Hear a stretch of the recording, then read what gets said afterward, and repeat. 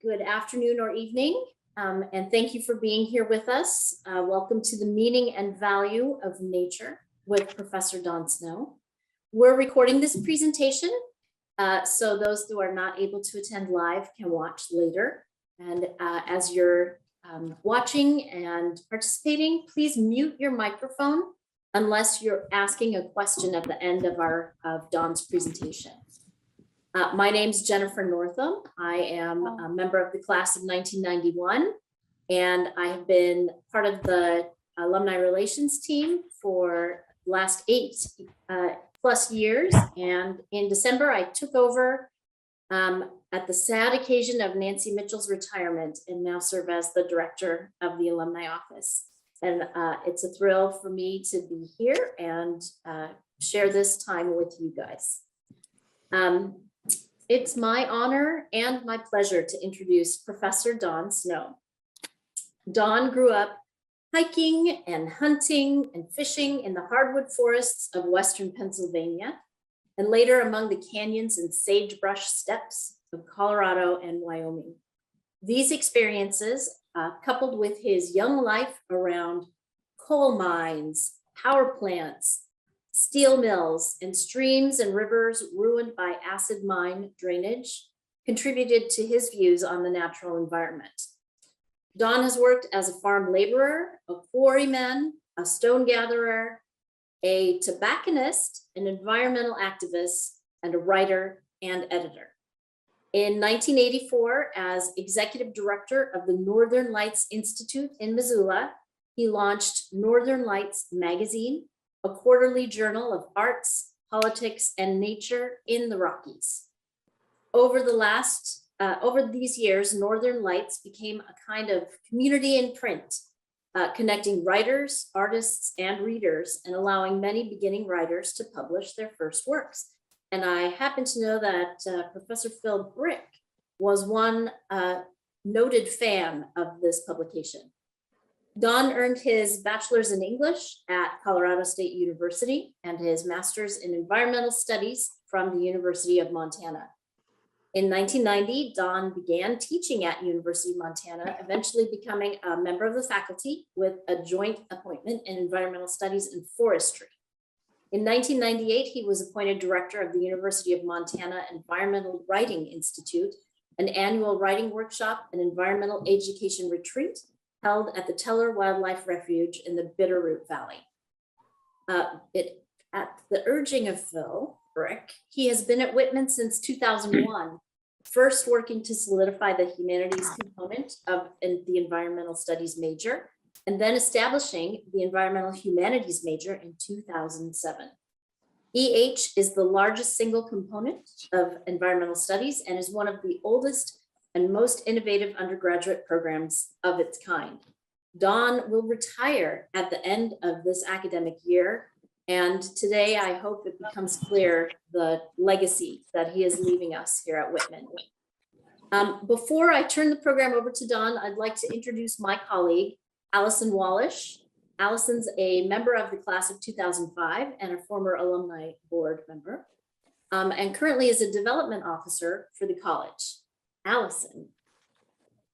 Hello, everyone. It's my pleasure to announce on behalf of Whitman College our plans to endow a professorship in Dawn Snow's honor, the first professorship in environmental humanities at Whitman College. What? The Board of Trustees has provided $1 million towards our goal of $1.5 million for this fundraising initiative. And I would invite you all to help participate in this momentous occasion. And now, Dawn Snow. Well, thank you all. That last bit of information there, Allison, so many people that are present today in this little symposium are the reason for that generous move on the part of the trustees and the challenge that they've now thrown down the gauntlet. I hope we're willing to pick it up. I'm willing to do my part. And it's just astounding to me that this ever happened in the first place, which is kind of where I want to start today. at the end of a career, you think about where you've come from, the values you've carried, the things you've learned, the people you've known. And I've been helped by so many people over the years. I could be here all afternoon. It would turn into like a bad Oscar presentation, thanking way too many people for way too much time. I can't do that. But I do want to pay a particular kind of tribute to my roots and origins. So when I told my oldest sister, a devout Mormon down in Provo, very good Mormon, very wonderful sister, about this professorship, her first response was, geez, not bad for a coal miner's kid. And that's kind of give me an idea to take a little bit of a different direction today than what I started with. I'll get around to what I started with, but I want to start with the point of origins, the things that brought me into this mysterious thing known as environmental humanities in the first place. It's all about values and the way we value the natural world, our relation to the natural world, and quite frankly, especially our relation to one another. I was raised by really good people who got me outdoors a lot and gave me some really fundamental values that have infected the rest of my life. I carry them to this day. When I first came to Whitman, I didn't think I'd be here more than a year. Then I thought I'd be here for a couple of years. My goal was just finally to stay at Whitman as long as I could because I didn't have tenure. I didn't really have a sinecure at the college. And people come and go in positions like mine. I was expecting to go. To have stayed was a point of astonishment. And then beyond astonishment, this sort of the thermonuclear version of astonishment is that the college then turns around and says, let's name a professorship for you. Not in my wildest dreams or imaginings did I ever expect that to occur or think that it could. Well, it has. I want to go back to my roots. My trademark class is called the Nature Essay. I get students to plumb their lives in print, and it's a marvelous class. Whitman students make it so. I'm now teaching the 32nd edition of that course. I pioneered it at the University of Montana long before coming to Whitman. So I've taught it ever since I've been teaching. I'm in my last edition of it. Talk about bittersweet. I want to read you this piece. I'm going to sandwich today with a couple of readings. If I run out of time, I'll just do this one, but kind of an introduction to where I come from, quite literally where I come from. And when my sister made that quip to me about the coal miner's kid, I thought, there's something to that. Made me think of this. This is the first few pages from an essay that I published many years ago titled The Biggest Town in Utah. Refers to the mining camp where I was born. I was literally born into a Utah mining camp called Hiawatha, owned by the US Fuel Company, a company, classic little company town, company hamlet, if you will. This is a beginning. The time has worn it smooth because it was a beginning long ago. I'm not sure if I can get it right since it was told to me by the people who made me. And though I trust them to tell the truth, I did not inhabit their world when they were young. By the time I began to understand what their lives were made of, their world was already gone, swallowed in the accelerating vortex that was once our country. You know that feeling you get when you squint back past the start of your own life, that awe and incomprehension over a string of events leading to birth, your own birth. Someone pulls that zipper and the double helix suddenly locks together into a long, unambiguous strand, and that one is you. Now you peer into a light that was different then. The figures start to move, stay in the imagination, and all that was forgotten will return. Close to 9:30, still an hour and a half to closing, the buttery light from Walgreens soda fountain in downtown Price, Utah, poured out into the street, beckoning no one. The miners were off drinking in the private clubs down on the end of Main, and this being a school night, the teens were all cleared out. She stayed busy behind the soda fountain, though, because sitting idle was not what she was paid $13 a week to do. She liked the gleam of the dispenser's stainless steel handles, and so she polished them again her hands still bright red from the scalding water she'd used to wash thick soda glasses. Oh, I forgot to tell you, the year in this scene is 1936. She says now that she was lonely then, at loose ends, almost 4 years out of high school, living in a rented house with 2 other young women, batching, she calls it. She'd started to wonder what her prospects amounted to. With her father's income as a tonnage-paid coal miner and 5 brothers and sisters, college was out of the question. And her parents were immigrants besides. How could a pair of off-the-boat Finlanders kids ever dream of going to an American university? So she dated and waited in a county named Carbon, full of single young miners. Women her age were in great demand, and she was pretty besides, fair-skinned and blue-eyed with a froth of ash blonde curls encircling her round Finlander face. A few fellows making rounds would visit her at the soda fountain, where the whole town got to know you sooner or later. And there was always John McKellich. John had asked her to marry him, but it couldn't be John. Not after that one year, her senior year, when she had been in love. She knew it now. She had been in love. Price, Utah then was a rowdy town. Like my Aunt Hannah always said, it was full of in-laws and outlaws. More than half the residents of Carbon County were immigrants because the mining companies couldn't coax enough Mormon boys to leave their family farms and submit to the violent life underground.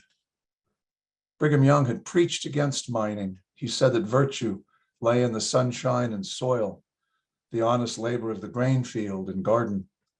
Mining was for people who didn't intend to be saints, and most of Carbon County surely did not. There were Greeks and Italians and Serbs, Finlanders, Austrians, Japanese, Mexicans, a few African Americans. Most of them had come to the US with intentions that had nothing to do with mining, and they wanted nothing to do with people who called themselves saints. A lot of them were like my grandfather, a robust, muscle-bound Finn from the tiny Lutheran village of Ilmajoki, who in 1906 made the mistake of believing there was still homesteader land in Minnesota, that province in the north that was supposed to be full of prosperous Scandinavians. By the time he learned the truth, he was beginning to starve. He had spent what little cash he had brought to America, and on a Minnesota December morning cold enough to shatter a steel bell, he stepped on a train bound for someplace called Hannah in someplace called Wyoming. Sooner or later, like all the other hopefuls in the black hell holes of the West's mining provinces, he'd make enough money to send home. Most of them just wanted to scrape up the cash to buy a little land when they got back. The bell above the door shattered her reverie. And there he stood, wearing that handsome gray hat at a steep angle over his ear. She had not seen him since high school. There were those eyes. My God, those eyes, the color of lake ice in March. He ordered a Coke and asked if he could drive her home after work. Sometime later, she started to breathe again. She says she knew he had come back to Carbon County after a year in college. He'd taken a job up at the Standardville mine and roomed with a family she didn't know, but she never saw him down in Price. She figured he was off on his own for good now. He'd earn enough money to go back to school and find some beautiful, educated girl from Salt Lake and be gone. He hadn't come back to Carbon County for her, that was sure. Whatever had passed between them, her senior year and his junior, must have meant more to her than to him, except he was sitting here now on a stool in Walgreens, and he hadn't come in to pick up his vitamins. He was staring into her eyes. She says she told him it would be an hour and a half before she got off, and he said he'd wait out front for her. She says she doesn't remember cleaning up the fountain that night, but she does. There's all those other nights she doesn't remember.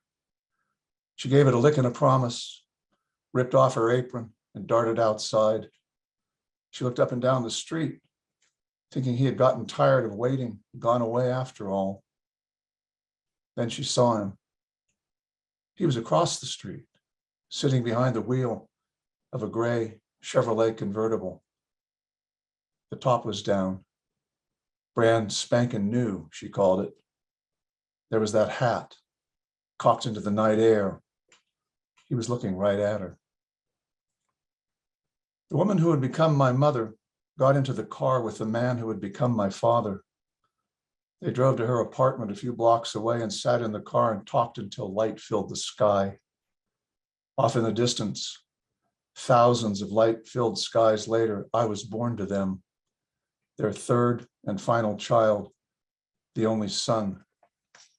They were nearly 40. I want now to share the screen and show you a picture.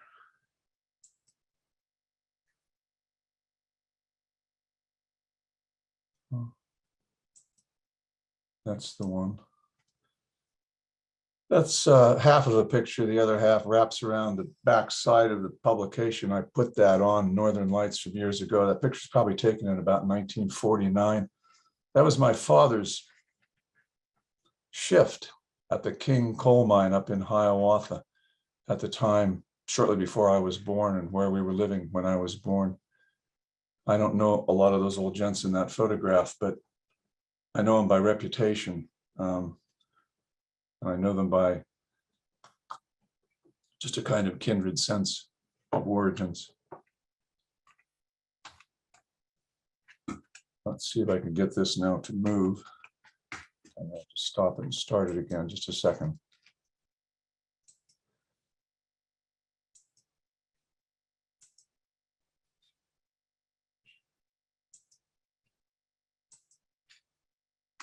There.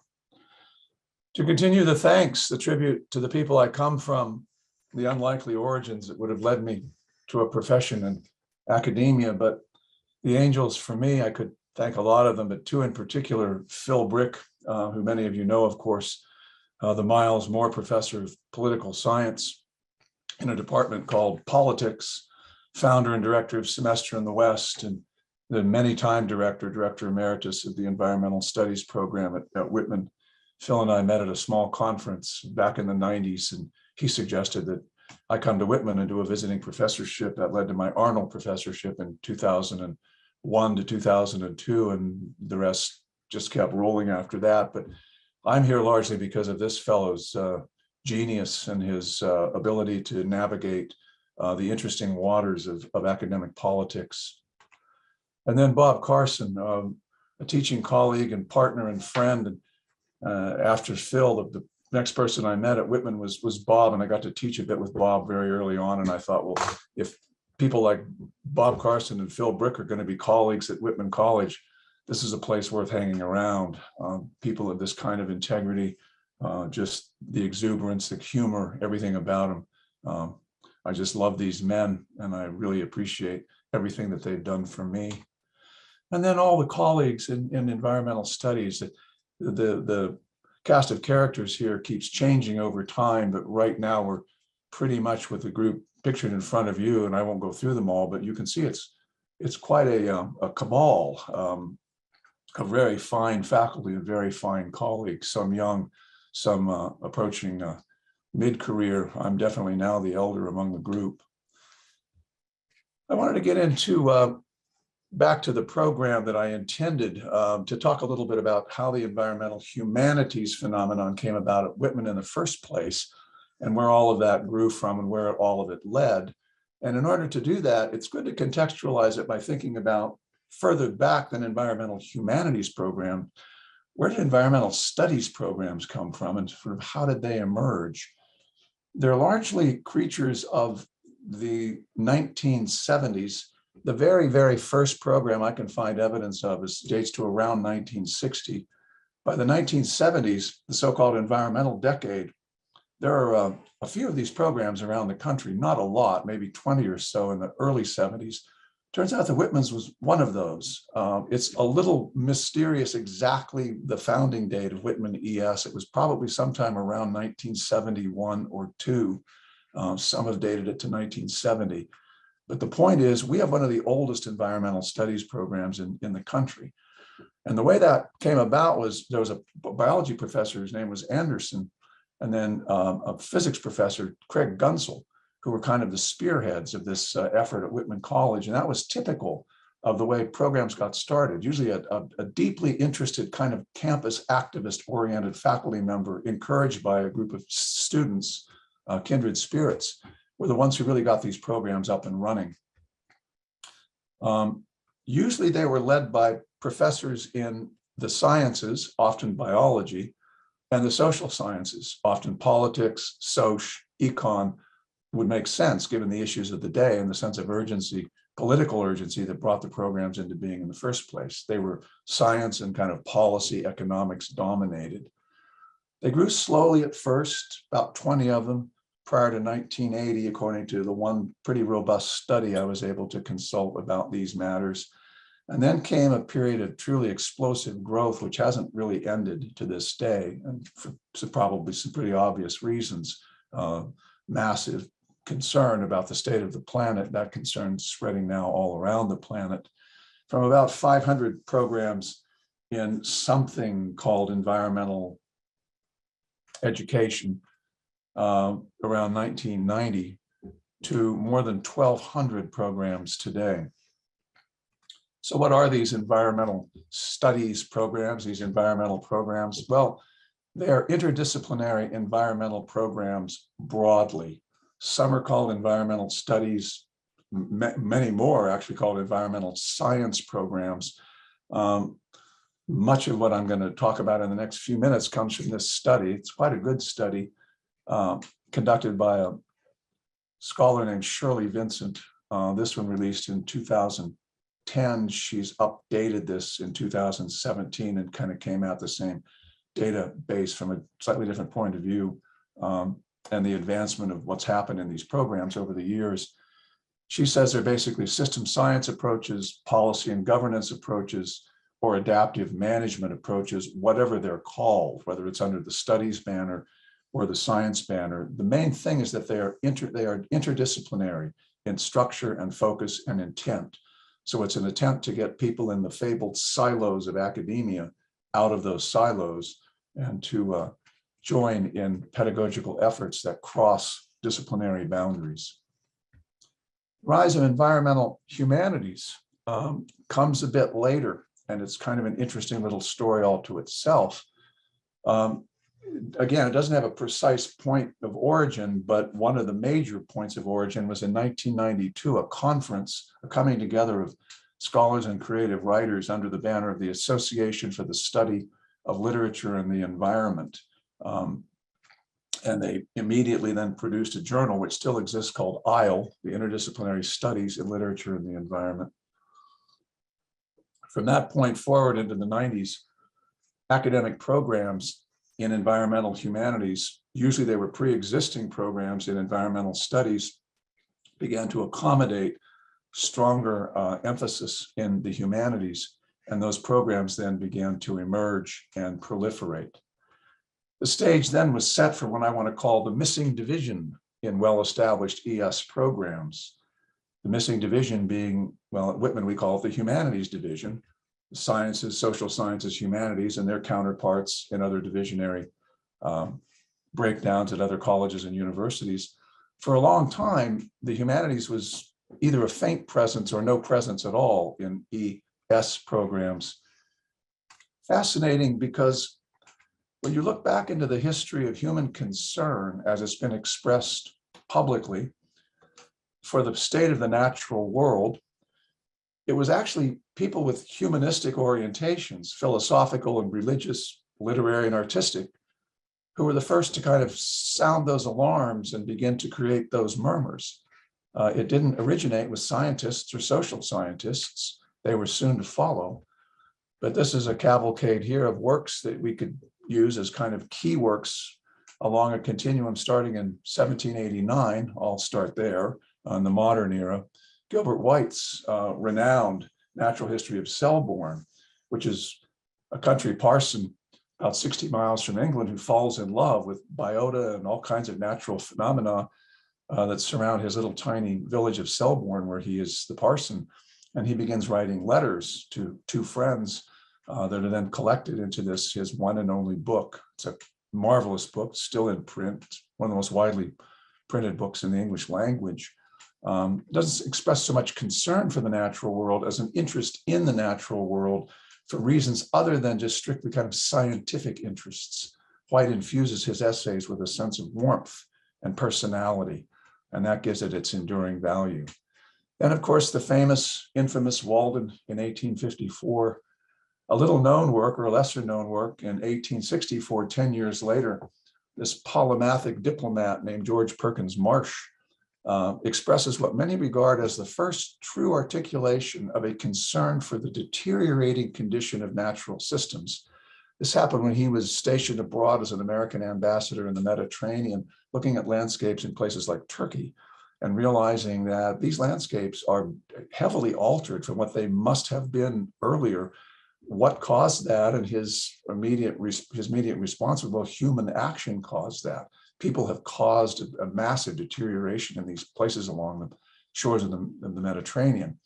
That then becomes a landmark observation. Muir is famous in 1882 for publicizing Yosemite and other what he called cathedrals of nature, attracted a very large following of readers, founded the Sierra Club, and on things begin to go. And you get the first true example of an activist writer, I think, John Muir, at least in the American tradition. And then, of course, the very famous work of Aldo Leopold, the largest selling book in the history of conservation letters. It's often called Sand County Almanac. Came out at the end of his long career as a forester, working for the U.S. Forest Service. I regard this as Leopold's wisdom book. It's not a very large book. It's about a 200-pager. And it's a kind of a collection of his ideas and thoughts and philosophy about land management and the value of nature to human beings, in which he becomes, I think, the first literary writer to use with great alacrity and ease the terms ecology and ecological. He's both a scientist and a kind of lyricist, trained as a scientist, but he has this marvelous ability to turn a phrase. And so this book continues to have this enduring value and lays down many of the fundamental ideas that we then follow into things like the wilderness movement. Silent Spring in 1962 is often said to be the book that sounds the tocsin for environmental concern of a different kind, not so much land and water conservation and great beautiful landscapes and national parks like John Muir, but the problem of pollution, and in this case, particularly pollution caused by DDT, killing birds and unintended consequences of that chemical substance. That then launches a new movement, combined with a lot of public concern that's rising at the same time. And Rachel Carson, being the marvelous writer that she is, turned out to be an incredibly good publicist of a series of problems that we're now still dealing with. And then I want to say another landmark in 1975, rare that a ecologically tinged poet would win the Pulitzer Prize, but Gary Snyder did, with a book titled Turtle Island. And Snyder somehow, imagine, is still alive and still writing out there in Nevada City, California. So what is this environmental humanities? How do we define it? Well, there's not really a clear definition of environmental studies. There's a lot of people taking passes at defining it, but I don't think there's quite a canonical definition of it. The environmental humanities, it's much the same. Broadly speaking, the environmental humanities apply philosophical questions about meaning, values, ethics, and responsibilities to pressing environmental problems. Part of the aim within this rising academic field of study is to help bridge traditional divides between the sciences and the humanities.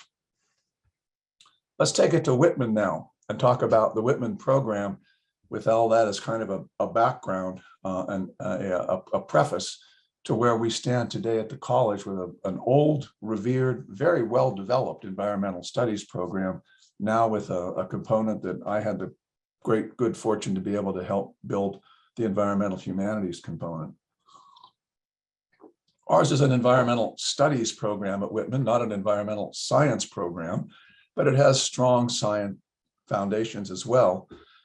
We bring the three divisions of the college together under the aegis of the Whitman Environmental Studies program. With science, we have the factual understanding of nature. I still like the word nature. I'm still willing to use it. That's how old I am. Social science, we are concerned with power, privilege, justice, and the like, and the way those intersect with relations with that nature. And then humanities, where we begin to think about values, ethics, aesthetics, all under that same rubric. The idea here, and I think most everyone in these interdisciplinary environmental programs would probably agree, that environmental problems are multi-causal. They're not caused by one thing. They're probably not going to be encountered very well or worked on, or let alone solved very well, by kind of single interest or single discipline approaches. It's going to take, well, as Hillary said, a village.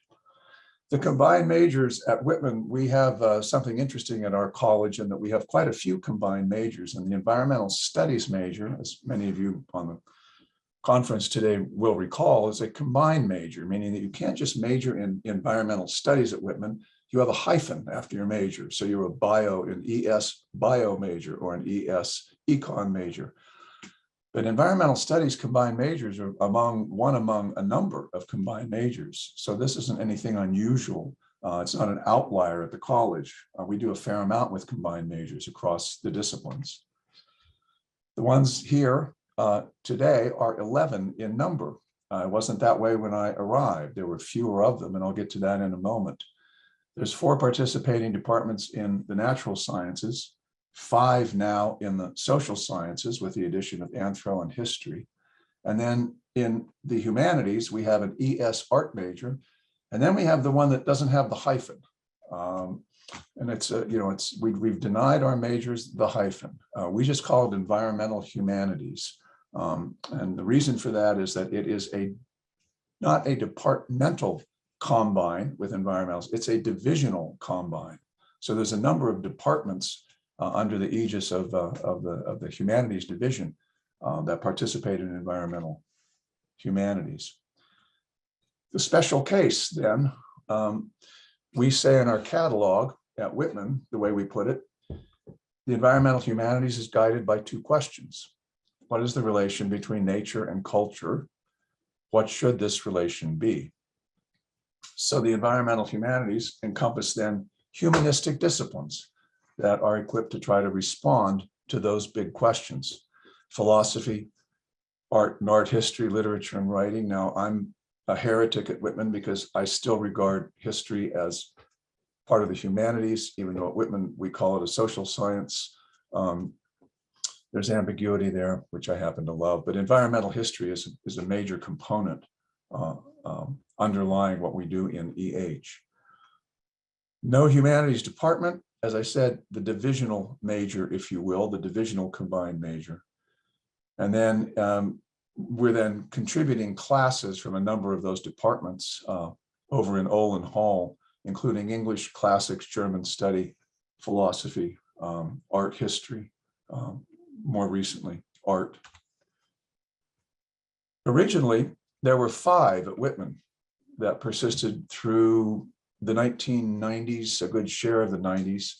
The original 5 were bio, chem, physics, econ, and soc. And then the additions that came about just ahead of 2000, sometime in the 1990s, were geo. Well, probably geo goes back to the 1980s with the arrival of Bob Carson, but geo, politics. And then since 2000, since I've been here, the ones that I've seen being added to the program, environmental humanities came online as an official major in 2006. And I'm going to get to the asterisk on that slide in a moment because it has an interesting story. The asterisk is a fascinating little critter there. And then in social science, anthro and history join us in 2016 and 19. And then most recently, ES art. Over the years, we had several environmental studies art majors who were individually planned majors. There was enough interest growing in ES art that finally the art department put forward a proposal for a major, and we now have one, and there are several students now involved in it. how this all got started fascinates me. This is not something that perhaps could have happened at any college or university. The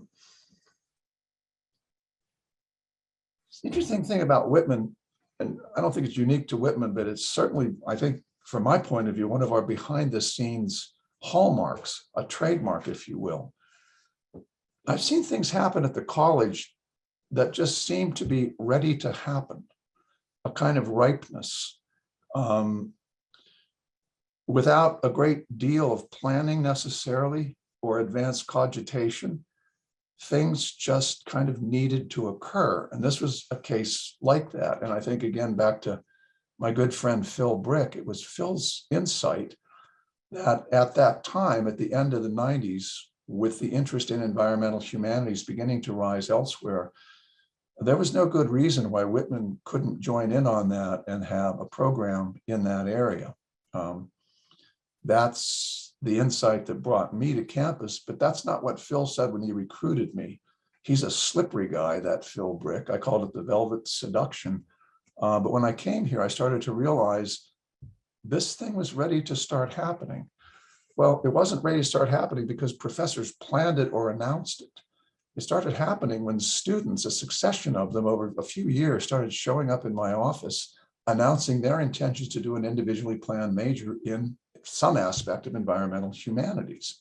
There were 8 of them, starting in the graduation dates are 2004 to 2006, but it started with Kate Johnson, Kate Kiefer Johnson, who said she wanted to do an environmental writing major and ended up doing an honors thesis titled Living in Place, beautiful piece of work.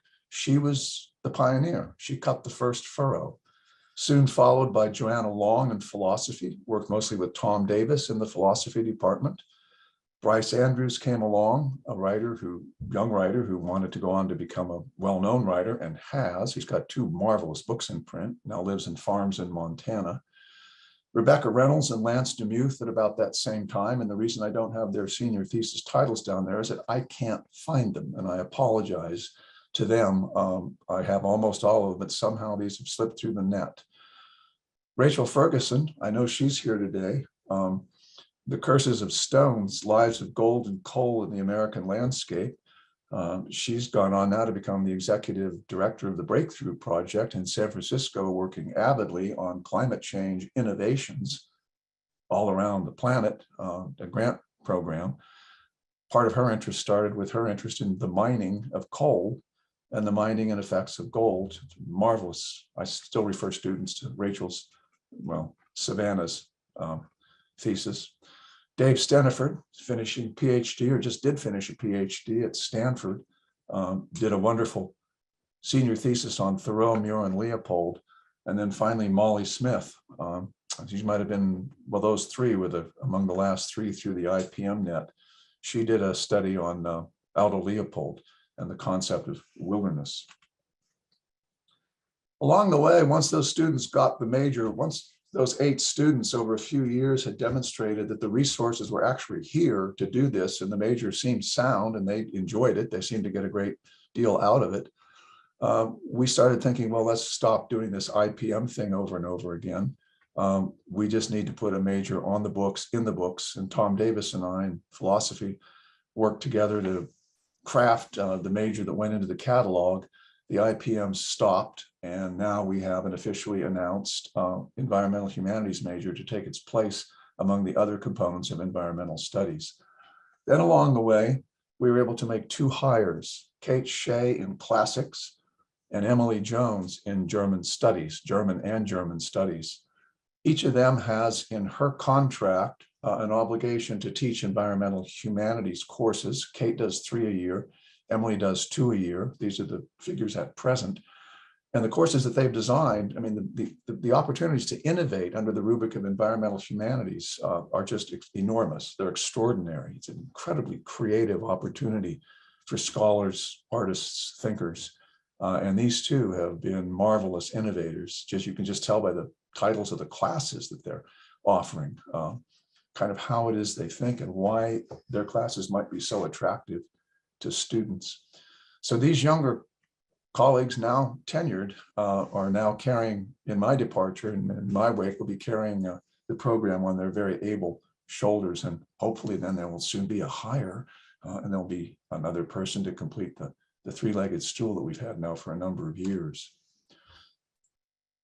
We have an unusually highly and well-developed environmental humanities program at Whitman.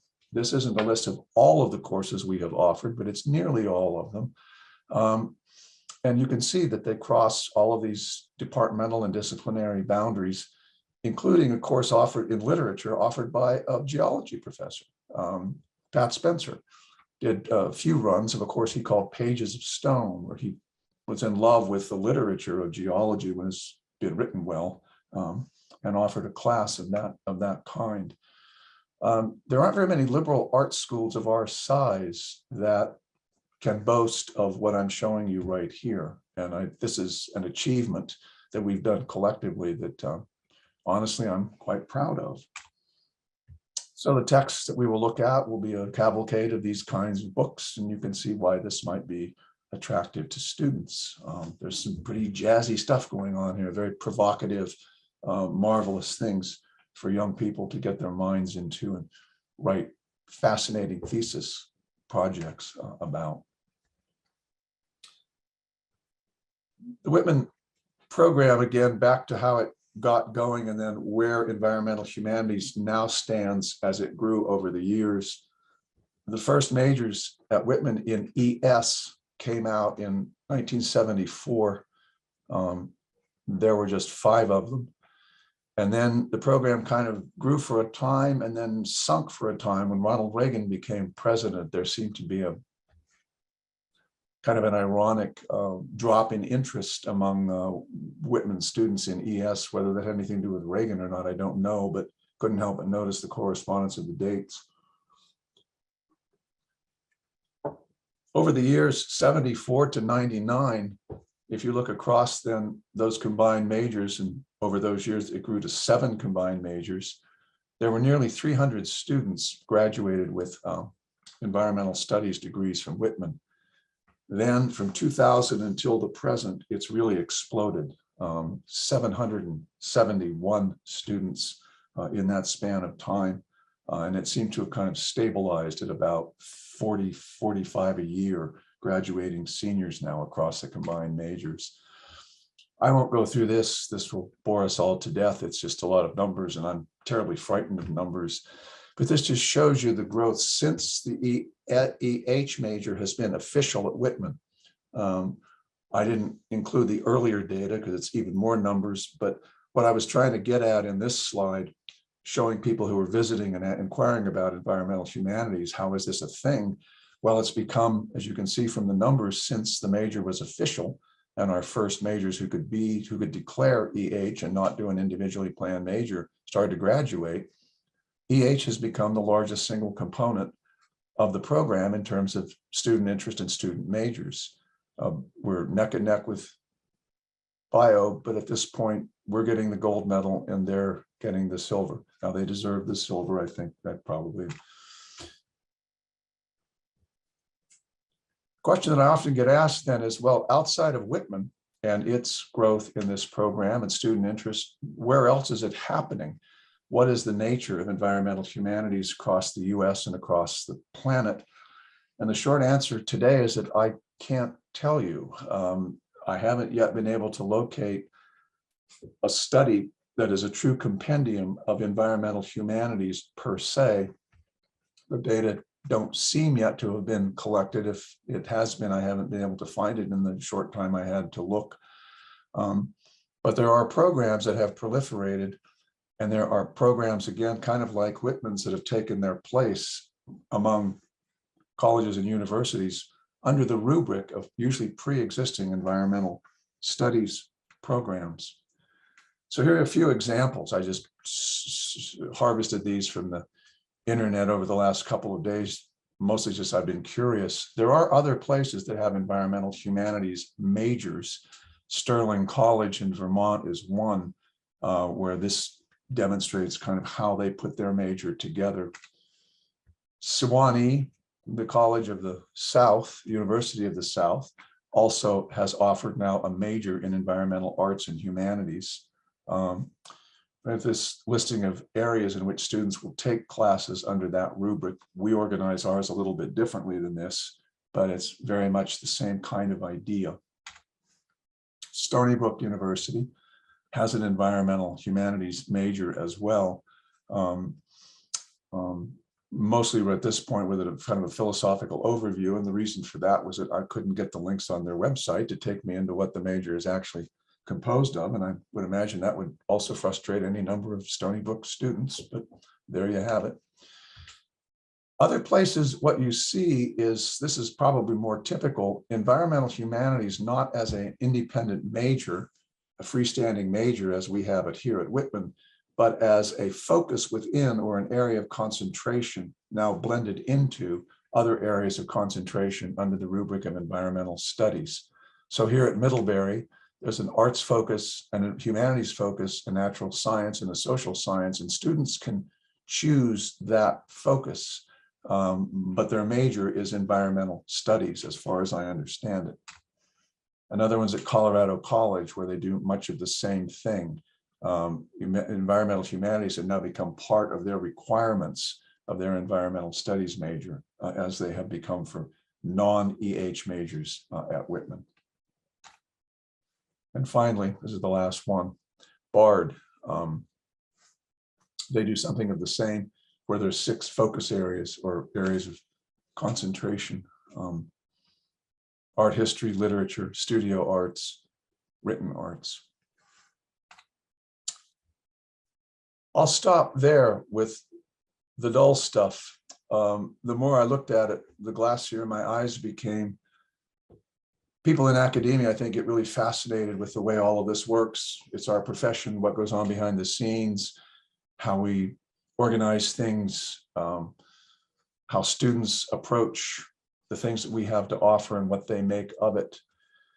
One thing I've learned about our major at Whitman, maybe the most important thing I've learned, is that however we did something right, kind of cobbling it together as we went along, to be honest with you, because we've had students now, about 123 of them from the very beginning, from the first IPM, Kate Johnson, to last year's 4 who graduated with degrees in environmental humanities.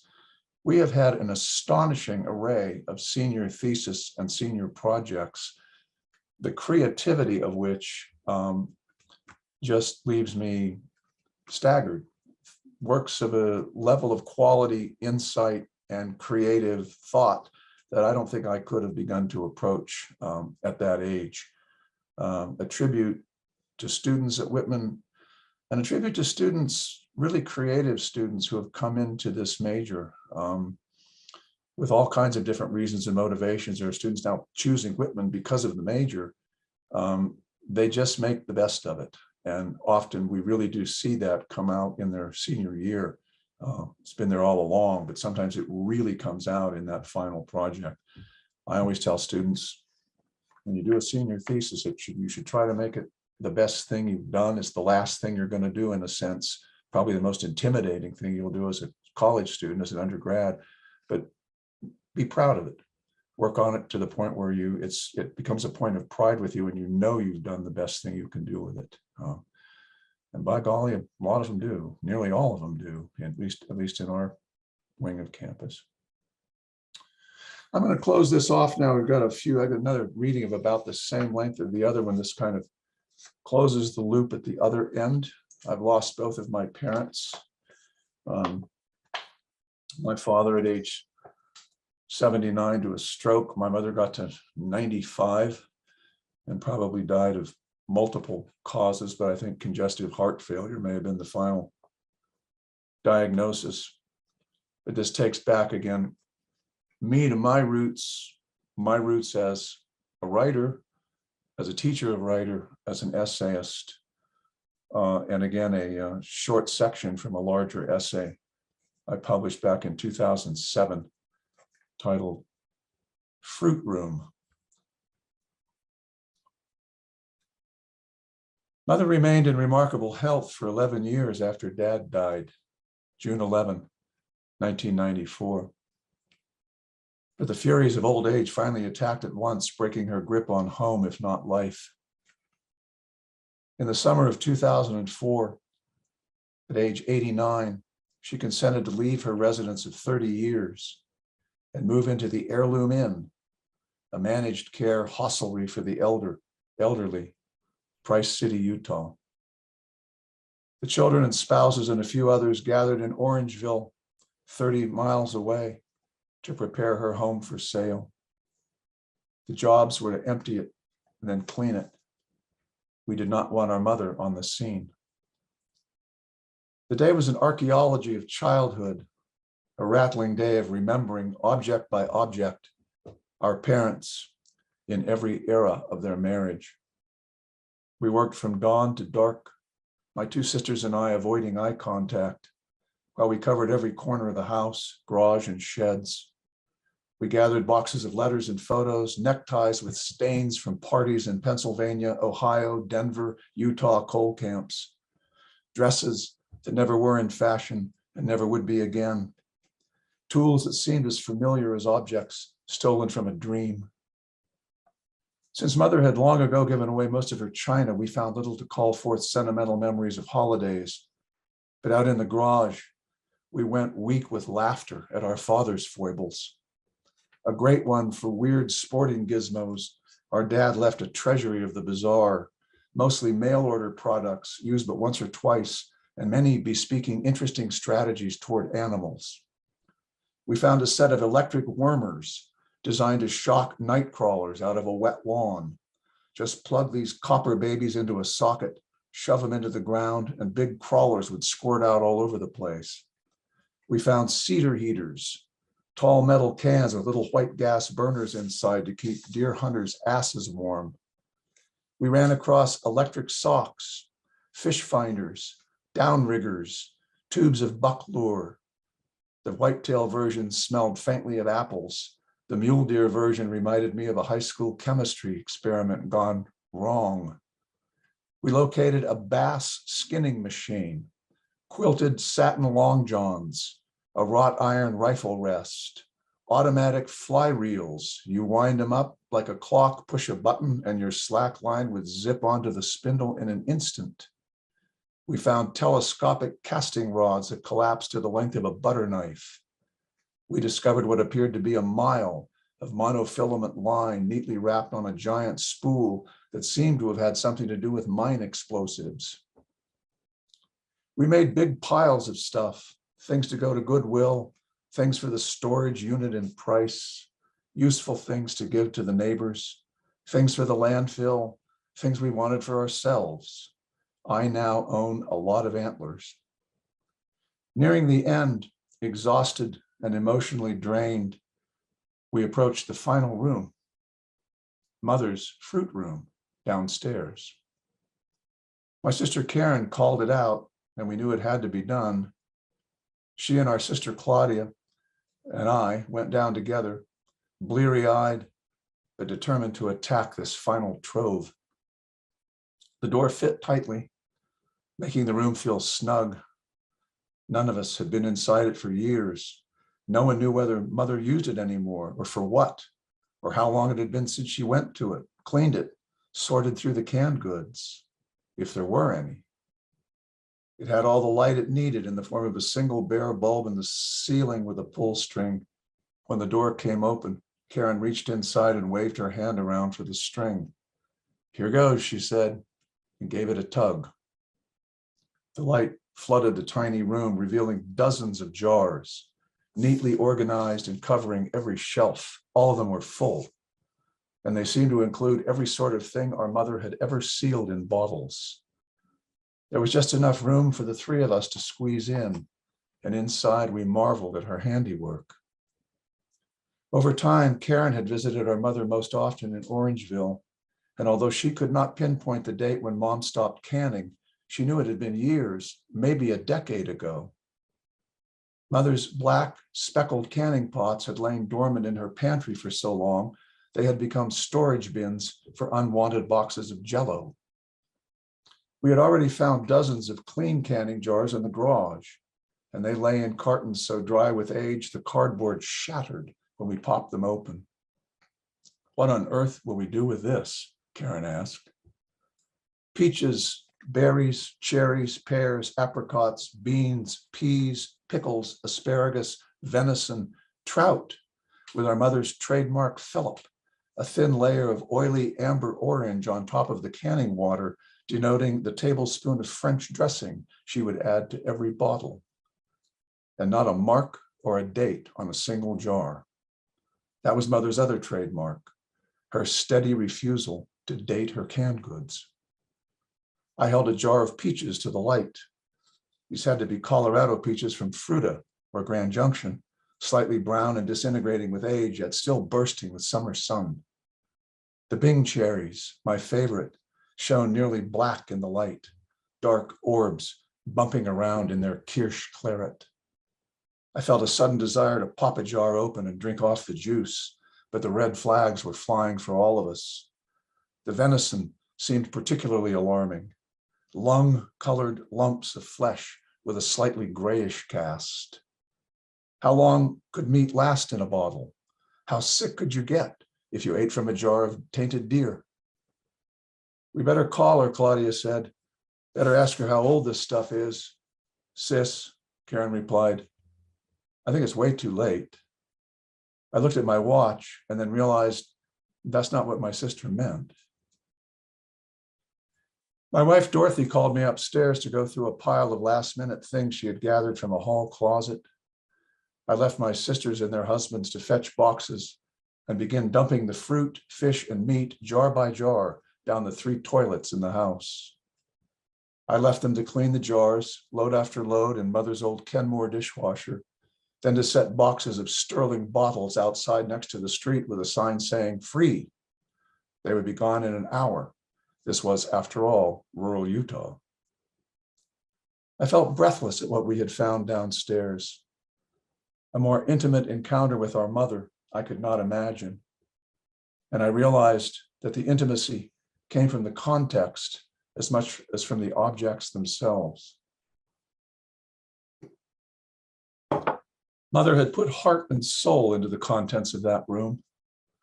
There was nothing in the house that more keenly captured her, the essence of her love and skill. My mind wandered back over years of summers with her working the fruit in our cramped kitchens, a series of houses we had occupied. She wore splattered cotton aprons and labored through the heat of late summer, catching the fruit at its peak. She peeled every peach, popped out every rough stone with her fingers, pitted every cherry, adjusted her syrups to the exact sweetness and consistency her family loved.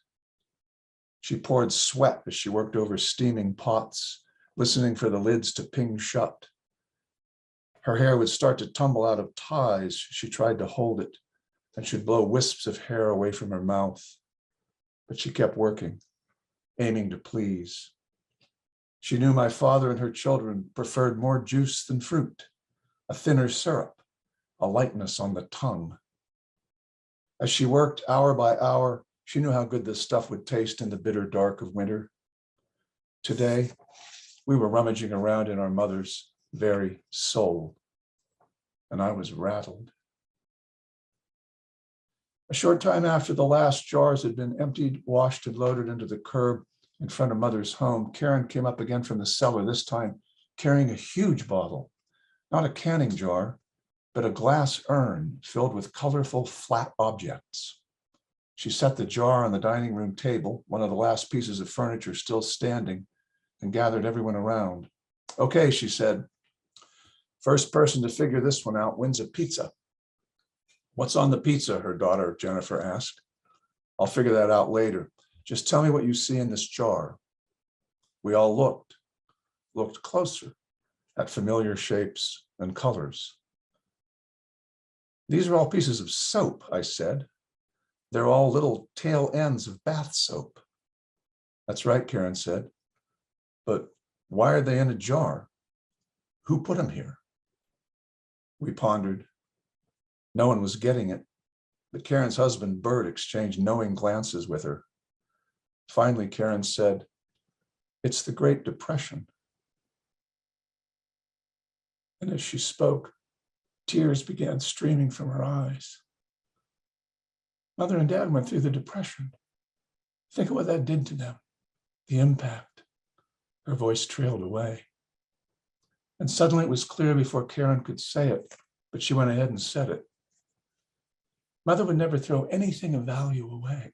After the Depression, no matter how much money they had, Mother never knew if she'd be able to buy essentials. What if something happened? She saved those little dabs of soap for 60 years, thinking one day she might have to melt them down and reform them into fresh, rainbow-colored bars for the tub. Mother would be prepared. Karen opened the lid and let the flowery scents of 6 or 8 brands of ordinary bath soap fill the room. Suddenly, I felt like I was back in the real Orangeville, in a garden bursting with flowers. Thank you.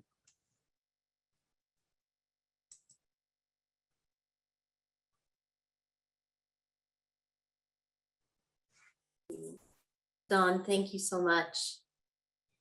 I'm going to open things up for questions here, and there were a couple in the chat. This is from Karen Hanel. Your bio essay stopped short of helping me understand how Snow is a Finlander surname. This question comes from another descendant of Finns. Well, the Snow is Dad's side of the family, and they were English and Danish primarily. And Snow's this old revered name in the Mormon tradition. If anything in Mormonism is old, it's not that old a religion, as you know. But there's a group of Snows that got recruited from various parts of Utah, some related and some not, and ended up on the rolls of the Mormon church. So my grandfather, Samuel Ware Snow, was the first generation born to the people that Brigham Young dispatched to what is now Emery County, Utah, when there were still quite a number of Ute people living at the mouth of Cottonwood Creek, where this little town of Orangeville, it's actually the Twin Cities, Orangeville and Castledale, kind of buckled together, very much like St. Paul and Minneapolis, except maybe 1/125,000th the size. The Finnish name was Rauhala, and her maiden name was Mayenpa. Everybody said Rahala. My mother would always correct them. No, it's Rauhala. If you said you were going to get in a sauna, saunas became a big thing in the US when spas came around and my mother would correct her. She would say, it's not a sauna, it's a sauna. So today I have to follow my mother's footsteps and correct people who improperly pronounce sauna.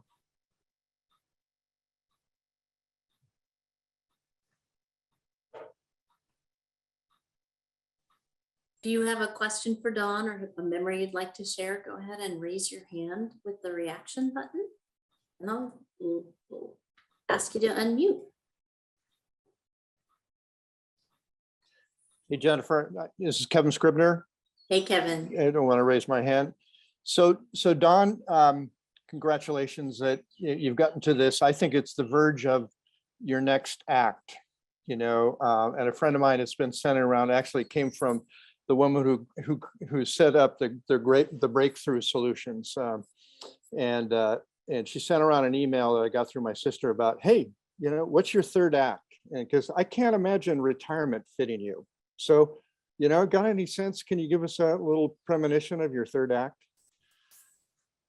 Yeah, I like that, Kevin, and I have every intention of following up on that as far as I can. Who knows where an Atropos will cut the string, but I hope there's some still in front of me. Back to writing of the kind I just read. When I came to Whitman, I had been very active as a writer and publishing my work widely and bringing books into print. And then at Whitman, I discovered that a lot of people can do this, and I'm not one of them. I found teaching to be incompatible with continuing a robust writing career. I sort of poked along with it after I got here, after being quite prolific.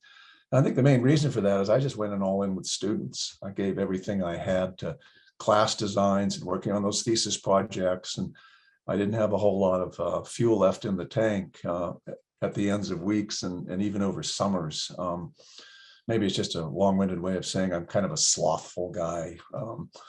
But I want to go back to that, those stories from family, that interesting heritage that I came out of. I used to take for granted the way kids do, just the people who raised you, just you don't think much of it. I come from some pretty interesting people and a fascinating place and moment in the history of the American West. This is not the West of the fabled cowboys and the romantic ranchers and the like. This is the industrial West. This is dark, deep, dangerous coal mines, metal mines. My grandfather, Rauhala, was killed as a result of a mining accident trying to mess around with silver down near where my mother was born, a place called Eureka. Those stories are undertold, and certainly my versions of them, well, my family's versions have never been told except by in a few places like I just read you that I published years ago.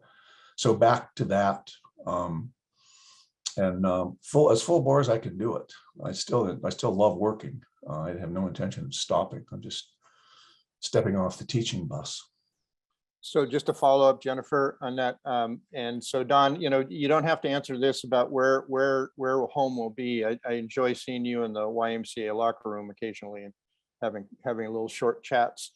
But I don't know if you've heard of the book The Deep River by Carl Molantes. Yeah, I've read it. Yeah. Have you? Okay, yeah, that's for those other Finnish people of you. I really recommend that, and that kind of matches up with my Swedish and background as well as on my father's side, the Wobbly background. So great book. Yeah. Yeah, thanks for reminding me of that, Kevin. It's a terrific novel. It's a really great, big book, and about Finlanders immigrating to the Pacific Northwest, mostly working in logging, the IWW era.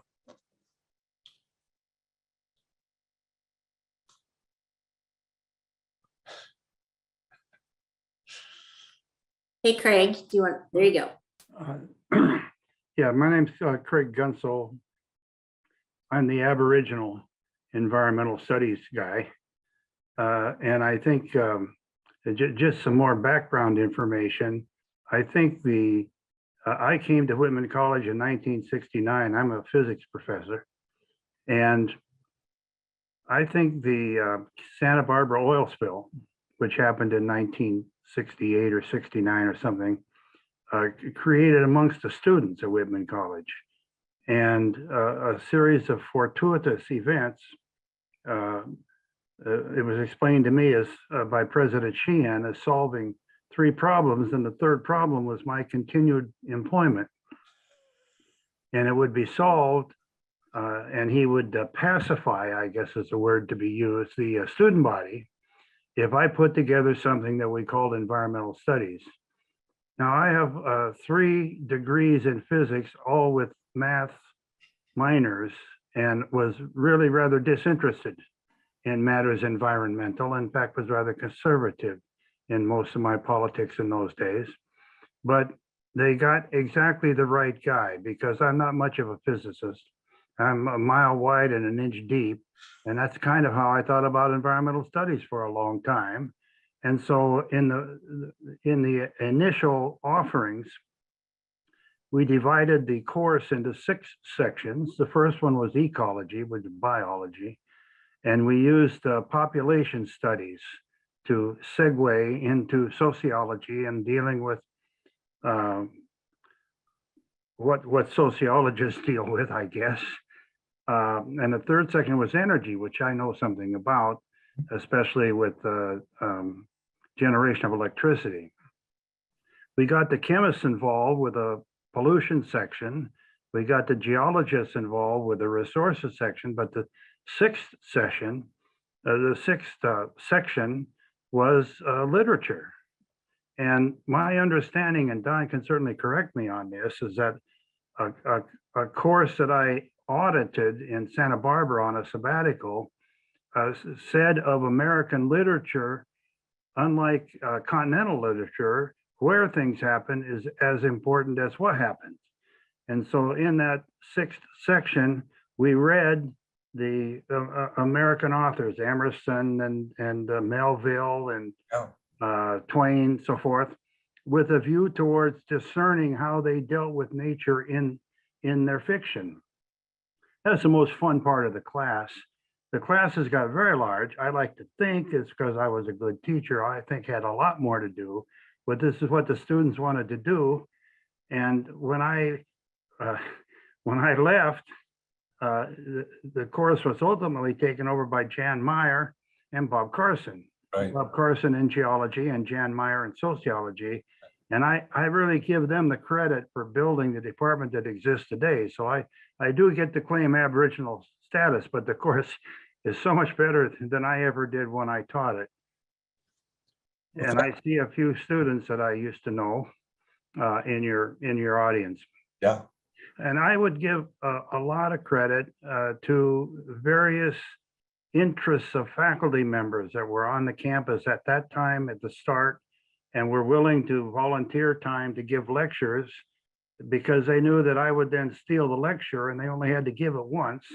And then I could take the parts that made sense to me and then I could lecture on Emerson or Thoreau or Fitzgerald or whoever we were talking about. But that's just some background information on those very early days. If you ever want to know anything about the 70s, I'm your guy. I was on the campus for the whole decade of the 70s, and that was when there were very large lecture classes, routinely 100 students, 110 Wow. students, and always quite a few majors, but you're actually right, usually in biology and sociology. That's where the bulk of the majors came from then, and I see they still do. I think the environmental humanities is exactly the right direction to go.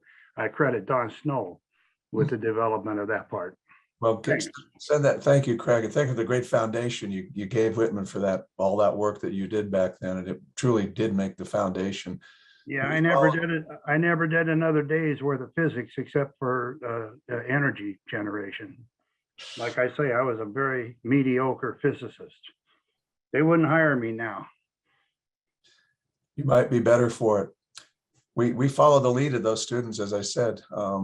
They were ready. A few of them were ready, and the trickle became a small flood. And it was the leadership of the students, not the planning of the faculty, that brought EH into being, except for Phil Brick's clever, kind of subtle maneuverings behind the scenes just to enable the circumstances for it to happen. Are there other questions or thoughts? Thank you, Craig. There are Ellen and Jenny, I see you there. But first, there's one in the chat that came through first. So what are some jobs that work well for environmental humanities majors? And what are some of your students doing now? Well, glad you asked. I actually have a screen share where I can go to a slide. If we can do that one more time, could you endure one more look at a slide, or are you going to faint? If I put this screen up and you all disappear, I wouldn't be surprised. Let me see if I can get back to this. Where was I? Try this one more time, see if it's going to work. Looking like it might be working. And at the very end, oh, this is the graduate school slide, and I have it in another place. One of my concerns with Whitman in the beginning with environmental humanities was the same concern that people had when environmental studies first got started. And Craig may remember this, that mile wide and inch deep was often an accusation and a concern. What the hell is environmental studies? And any program that's called studies anything that's interdisciplinary, women's studies, Latin American studies, African, there's a certain segment of the population that just reviles these things. They kind of break all the old patterns and they're accused of being sort of innately shallow. I don't happen to agree with that, but that charge is out there.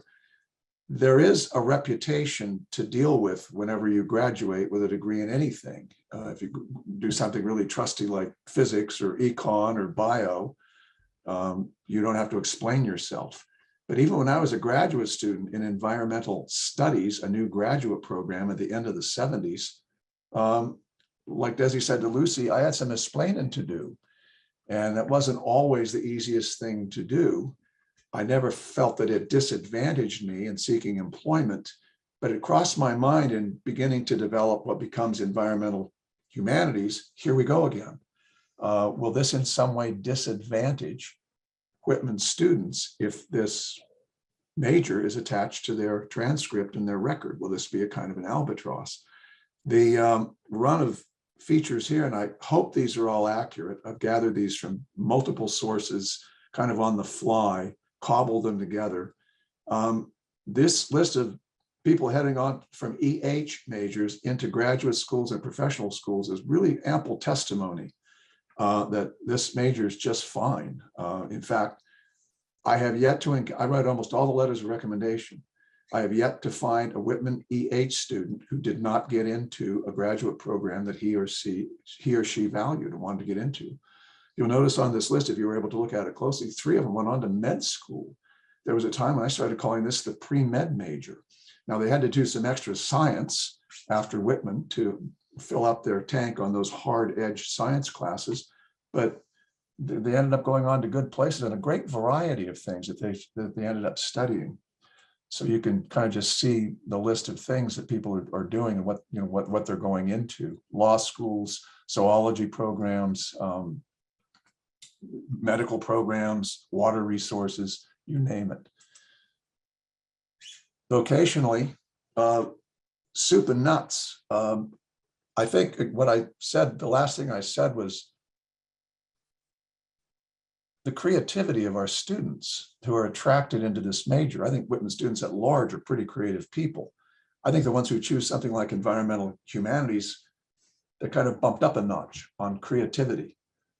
There's a kind of a boldness, especially in the early days of the major, that went into choosing it in the first place, taking a risk. And that pays off later. If a student asks me now, what's my career going to be if I major in EH? I can't begin to tell them that. What I tell them is, you're going to figure that out. And you're going to do that with the same degree of creativity and potency that led you to ask that question in the first place and maybe to enter into that major. And that's not just Pollyanna talk. I think it's bearing out. So we got students in nonprofits, we got students in grant writing occupations, we've got students working in schools, we've got them teaching, we've got them working in federal agencies, state agencies. One of our graduates is the Secretary of Agriculture for the state of Colorado. One of our graduates is Bernie Sanders' point person on coal. I mentioned Savannah working with the Breakthrough Project. It's a big list, and I have it on another slide. I just didn't manage to attach it to this particular presentation. So great question. I've stopped worrying about it. They're clever, smart, creative people, and they find interesting things to do. I hope rewarding things to do, if not as remunerative, certainly rewarding in the ways that matter more. All right, Ellen, you're up next. Thank you. I'm just curious, what do you think you learned about good writing instruction that you wouldn't have learned had you not been teaching in an environmental studies classroom? What a great question. The first time I got a chance to offer a writing workshop of the kind that I still offer was in 1989, and I was teaching part-time at the University of Montana in a graduate program in environmental studies. I was a graduate of that program years earlier. The students who signed up, I had 15 graduate students signed up for the Nature Essay round 1. And as soon as I saw the roster of students, I thought, this is going to be a lot of fun. Most writing workshops are English majors, right? Creative writing occurs under the rubric of an English degree. So you get a lot of interest, and a lot of people join, sign up for English majors because they're interested in creative writing. That's great.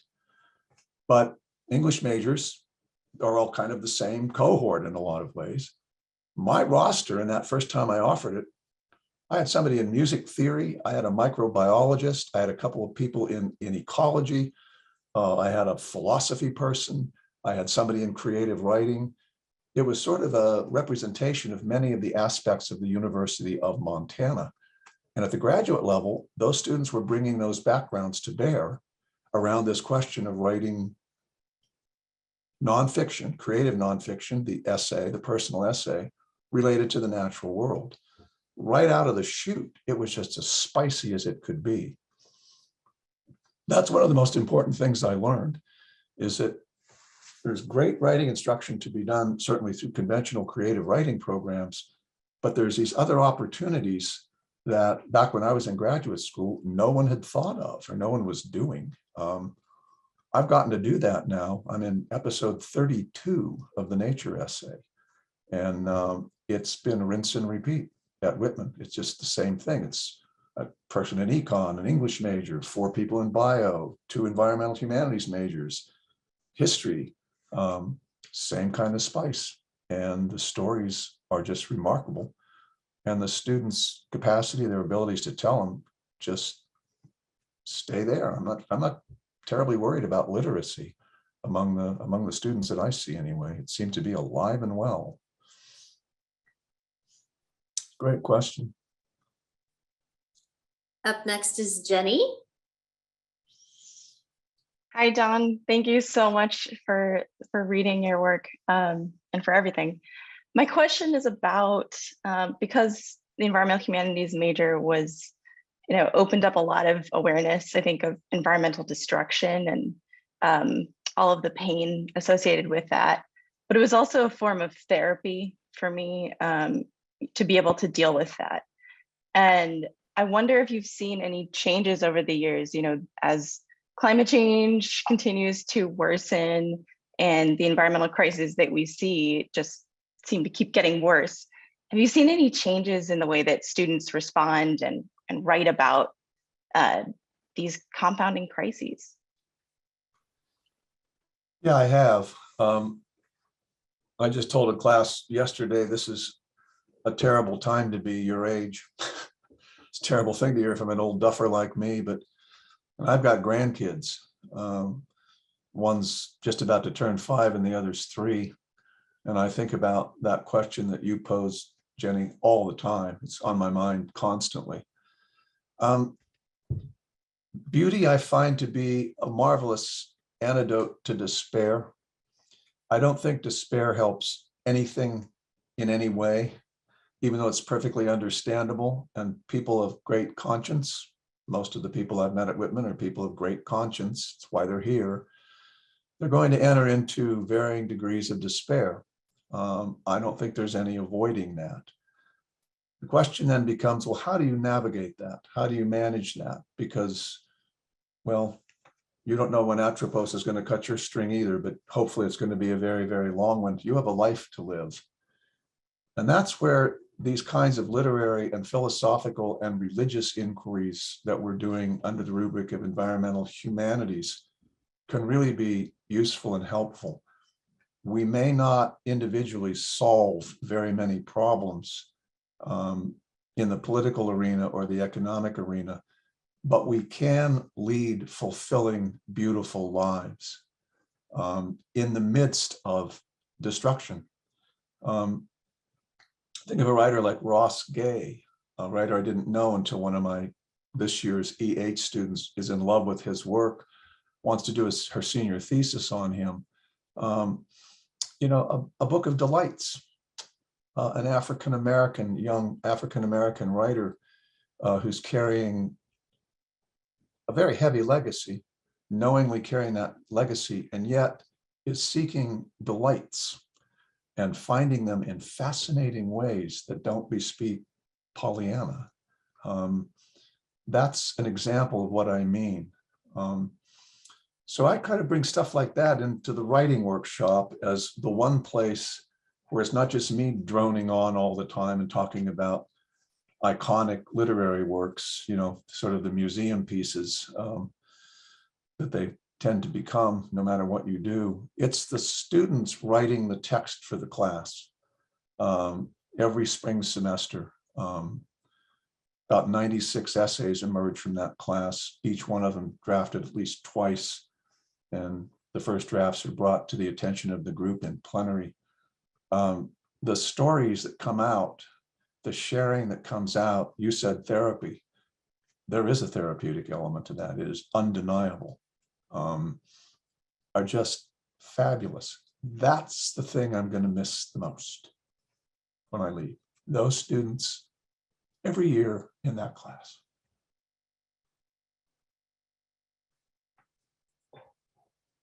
Thank you, Don.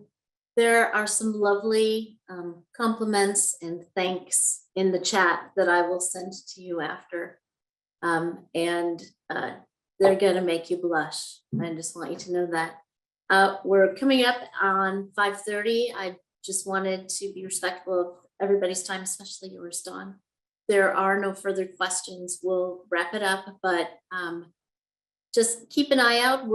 There will be a on-campus celebration for Don to mark his retirement, and again, the opportunity to help endow this professorship in his name is there for everyone to take advantage of. Thank you so much. This was a lovely way to spend an afternoon. Thank you. Thank you all. Thanks especially to the many of you who weighed in when you saw my position in jeopardy, maybe not going on into the future. Look what you did. You did that. We didn't do that. You did that. Thank you.